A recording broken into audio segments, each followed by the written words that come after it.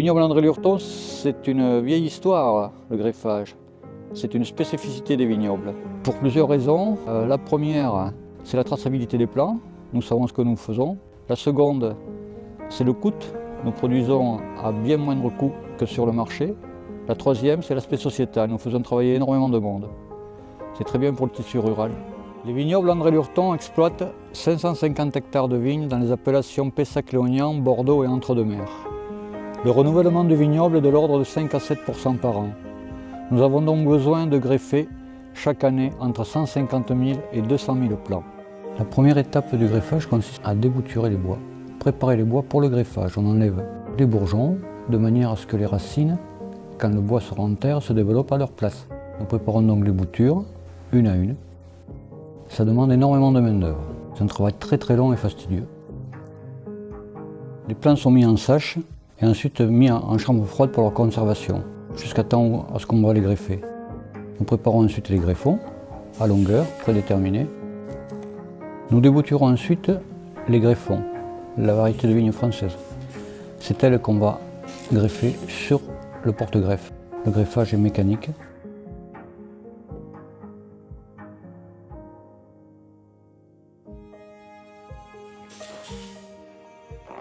Après assemblage, les plants sont trempés dans un bain de cire, uniquement pour les protéger. Ensuite, ils sont placés dans des caisses, sur le lit de tourbe qu'on a préparé auparavant. Il y a à peu près 1200 pieds assemblés par caisse.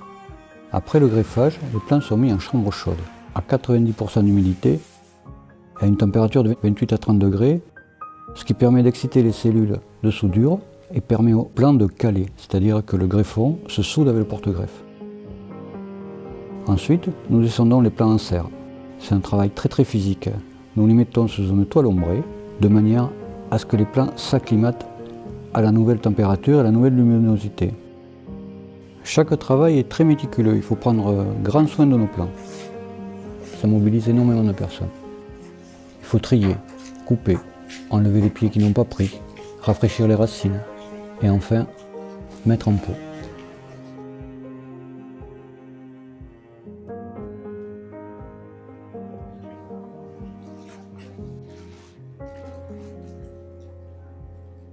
Nous allons les cirer de nouveau, de manière à ce qu'ils soient encore protégés du soleil, car en serre il fait très chaud. Et les petits bourgeons risqueraient de se faire brûler par le soleil. Les plants doivent être maintenant mis en pot, pour qu'ils puissent émettre leurs racines, être prêts à planter dans quelques mois. Cette mise en pot, ça dure pas loin de 15 jours. Imaginez 200 000 plants, un par un, triés, mis dans des petits pots. Et voilà ce que ça donne. Une serre pleine à craquer de plants de notre production. On les bichonne, on les arrose, on les trie, on les surveille. On les a étiquetés de manière à ne pas se tromper quand on va les planter. Cela fait maintenant 6 mois que jour après jour, on a élevé nos bébés. Ils sont prêts à planter. Ils attendent patiemment dans la serre et encore une fois on les surveille. Il ne faut pas qu'ils soient malades.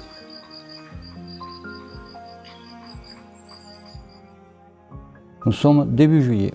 Nous voici enfin arrivés à la dernière étape, la plantation du pied de vigne. Cette plantation est faite à la machine. La machine est guidée par satellite. Elle est très précise. Elle permet de mettre le plant là où on veut, quand on veut, à la distance qu'on veut, à l'écartement que l'on veut. Et dans un temps très court. On arrive à planter presque 2500 à 3000 plants par jour. C'est beaucoup plus facile qu'auparavant quand nous travaillions à la main. Cette machine met le marquant, le petit piquet qui tient le plant, et arrose. L'arrosage est très important quand on plante une vigne. L'eau, c'est la vie.